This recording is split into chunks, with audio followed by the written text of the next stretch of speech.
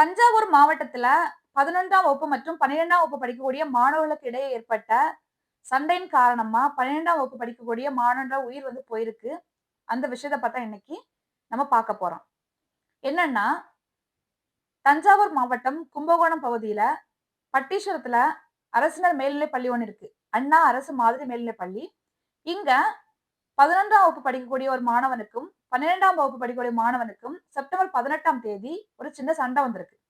அந்த சின்ன சண்டையில என்னன்னா, சைக்கிள்ல 2 பேரும் போனதுல இடிச்சிருக்காங்க. இடிச்சதுல வாக்குவாதம் அந்த 12ஆம் வகுப்பு படிக்கக்கூடிய பையன் 11ஆம் வகுப்பு படிக்கக்கூடிய மாணவன மூக்குல குத்தி ரத்தம் வந்திருக்கு.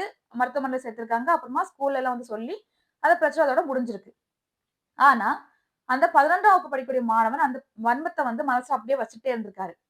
அதுக்கப்புறமா கடந்த 1 வாரத்துக்கு முன்னாடி ஸ்கூல்ல இருக்கக்கூடிய கழிவறையில இடிச்சிருக்காங்க. 2 பேரும் இடிச்சதுல, "என்ன ஏன்டா இடிச்சன்னு?" சொல்லி மாறி மாறி அப்பவும் ஒரு வாக்குவாதம் வந்திருக்கு. இத மனசுல வச்சுட்டு இருந்துட்டு 11ஆம் வகுப்பு மாணவன் கடந்த 4ஆம் தேதி என்ன பண்ணியிருக்காருன்னா, 11ஆம் வகுப்பு 4:30 மணிக்கு முடிஞ்சிருக்கு. 12ஆம் வகுப்பு படிக்கிற பசங்களுக்கு ஸ்பெஷல் கிளாஸ்லாம் எடுப்பாங்கல்ல, அதே மாதிரி எடுத்துட்டு 5:20க்கு விட்டுருக்காங்க.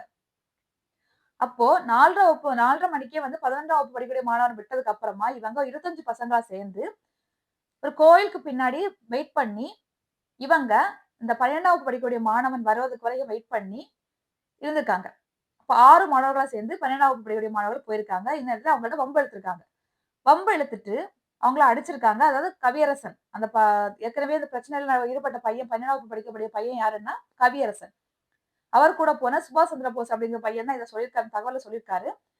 அந்த பையன அடிச்சிருக்காங்க. மத்த பசங்க எல்லாம் தடுக்க முயன்றபோது எல்லாருக்கும் அடிபட்டிருக்கு. அப்போ சுபாஷ் சந்திர போஸுக்கும் தலைல அடிபட்டிருக்கு. அவருக்கு ஸ்கேன் எடுத்து பார்த்திருக்காங்க. ஸ்கேன்ல எந்த பிரச்சனையும் இல்லன்னு சொல்லியிருக்காங்க. அவர் என்ன சொல்லியிருக்காருன்னா, கவியரசன அடிச்சாங்க. தலையிலேயே அடிச்சாங்க. தலையிலேயே அடிச்ச உடனே அவன் கீழ விழுந்து அவனுக்கு ஃபிக்ஸ் வந்துருச்சு. உடனே அங்க இருந்தவங்க எல்லாம் சேர்ந்து பக்கத்துல இருக்கக்கூடிய பட்டீஸ்வரத்துல இருக்கக்கூடிய அரசு ஆரம்ப சுகாதார நிலையத்துல சேர்த்திருக்காங்க. அங்க சேர்த்ததுக்கு அப்புறமா அவருக்கு முதலுதவி குடுத்திருக்காங்க. முதலுதவி குடுத்ததுக்கு அப்புறமா தஞ்சாவூர் அரசு பொது மருத்துவமனையில மாத்திருக்காங்க. அங் ஃபர்ஸ்ட் கும்பகோணம் 3 மருத்துவமனை மாத்திருக்காங்க. மாத்தி மாத்தி கவர்ன்மெண்ட் ஹாஸ்பிட்டலே மாத்திருக்காங்க. அதுக்கப்புறமா அவருக்கு தலையில அடிபட்டதுனால அறுவை சிகிச்சை பண்ணணும் அப்படிங்கிறதுக்காக பிரைவேட் ஹாஸ்பிட்டல் காமாட்சி மருத்துவமனையில சேர்த்திருக்காங்க. காமாட்சி மருத்துவமனையில சேர்த்துட்டு அறுவை சிகிச்சை முடிஞ்சதுக்கு அப்புறமா 6ஆம் தேதி அவருடைய உடல்நிலை ரொம்ப பின்னடைவு ஏற்பட்டிருக்கு அப்படின்னு சொல்லி தஞ்சாவூர்ல இருக்கக்கூடிய கவர்ன்மெண்ட் மெடிக்கல் காலேஜ் இருக்கு தெரியுமா? அந்த மெடிக்கல் காலேஜ்ல சேர்த்திருக்காங்க. அங்க சேர்த்ததுக்கு அப்புறமா உயிர் இருக்கு. ஆனா மூளைச்சாவு ஏற்பட்டிருக்கு அப்படின்னு சொல்லியிருக்காங்க. அதுக்கப்புறமா நைட் 2 மணி அளவுல உயிர் பிரிஞ்சிருச்சு அப்படின்னு சொல்லியிருக்காங்க. உடல் கூறாய்வு செஞ்சு பாடிய வாங்கிட்டு போங்கன்னு சொன்ன உடனே அந்த உறவினர்கள் காவல்துறையினர்ட்ட வாக்குவாதத்துல ஈடுபட்டிருக்காங்க. அந்த உறவினர்கள்ட்ட கேட்கும்போது என்ன சொல்றாங்கன்னா, ஸ்கூலுக்கு போன பையன் திரும்பி வரலங்கும்போது எவ்வளவு வருத்தமா இருக்கும் சார் அப்படின்னு சொல்லியிருக்காங்க. சொல்லிட்டு, இவ்ளோ பிரச்சனை நடந்திருக்கு. 3 சாருங்க மட்டும் அரசு மருத்துவமனையில பார்த்திருக்காங்க. அதுக்கப்புறம் யாருமே வரல. அந்த மாவட்ட கல்வி அலுவலரோ, மாவட்ட ஆட்சியரோ, இல்ல கல்வித்துறை அமைச்சரோ யாருமே இதுவரைக்கும் ஒரு ஃபோன்லயோ, நேர்லயோ ஒரு ஆறுதலோ எதுவுமே சொல்லல. ரொம்பவும் வருத்தமா இருக்கு. முதலமைச்சர் அவர்கள் இந்த இந்த விஷயம் தமிழ்நாடு முழுவதும் கண்டிப்பா பரவியிருக்கும்.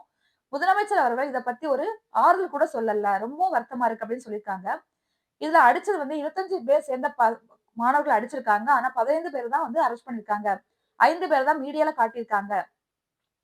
அந்த 15 பசங்கள அரெஸ்ட் பண்ணியிருக்காங்க. அவங்கள்ட்ட கேட்டு மத்த பசங்களையும் அரெஸ்ட் பண்ணணும். அப்படின்னு சொல்லியிருக்காங்க. இந்த எங்களுக்கு பணமும் போச்சு. எங்க பையனுடைய உயிரும் போச்சு. கண்டிப்பா அரசு இதுக்கு பதில் சொல்லியே ஆகணும் அப்படின்னு சொல்லியிருக்காங்க. இந்த குடும்பத்துக்கு ஒரு அரசு வேலை குடுக்கணும். அது மட்டும் இல்லாம 50,00,000 நிவாரணமும் குடுக்கணும் அப்படின்னு சொல்லியிருக்காங்க. யாருமே ஒரு எந்த ஒரு ஆறுதலுமே கவர்ன்மெண்ட் சைட்ல இருந்து எங்களுக்கு தரல அப்படின்னு சொல்லிட்டு ரொம்பவும் வருத்தத்தோட சொல்லியிருக்காங்க உறவினர்கள் எல்லாருமே. அந்த அரெஸ்ட் பண்ணியிருக்கக்கூடிய 15 பசங்களையும் என்ன பண்ணியிருக்காங்கன்னா, தஞ்சாவூர்ல கூட சிறார் நீதி குழுமம் இருக்குன்னு தெரியுமா? அங்க கொண்டு போய் சேர்த்திருக்காங்க. அங்க சேர்த்துட்டு நீதிமன்றத்துல என்ன சொல்லியிருக்காங்கன்னா, இந்த பசங்கள 12 நாட்கள் அரசு காவல்ல வச்சுக்கணும் அப்படின்னு சொல்லியிருக்காங்க. 25 பேர் அடிச்சதுல 15 பேர மட்டும் தான் கைது செஞ்சிருக்காங்க. மத்த பசங்களையும் இவங்க கிட்ட கேட்டு அடையாளம் பார்த்து அவங்களையும் அரெஸ்ட் பண்ணணும்னு சொல்லியிருக்காங்க. இந்த சுபாஷ் சந்திர போஸ் அதாவது உயிரிழந்த பையனோட பேர் பார்த்தீங்கன்னா கவியரசன். அவங்க உறவினர்கள் என்ன சொல்றாங்கன்னா, அந்த பையன் ஒரு அடாவடியான பையனா இருந்தா கூட எங்களுக்கு இவ்ளோ வருத்தம் இருந்திருக்காது. ரொம்ப சாதுவான பையன். ரொம்ப சிரிச்சுக்கிட்டே இருப்பான். அவனுக்கு ஒரு காது கேட்காது. அந்த காது கேட்காதத பயன்படுத்தி, காது கேட்காத பக்கத்துல பேசி அடிச்சிருக்காங்க. அவனுக்கு அதனால தெரியாம அடிச்சுட்டாங்க அப்படின்னு சொல்லிட்டு ரொம்பவும் வருத்தமா சொல்றாங்க. அவனுக்கு உடம்புல இருந்து குறைய வச்சு பயன்படுத்தி பண்ணியிருக்காங்கன்னு சொல்லும்போது ரொம்பவும் கேட்கறதுக்கு வேதனையா இருக்கு. கண்டிப்பா அரசு வந்து இந்த குடும்பத்துக்கு ஏதாவது உதவி செய்யணும் அப்படின்னு சொல்லிட்டு மக்களிடையே பேசப்பட்டு வந்துட்டு இருக்கு.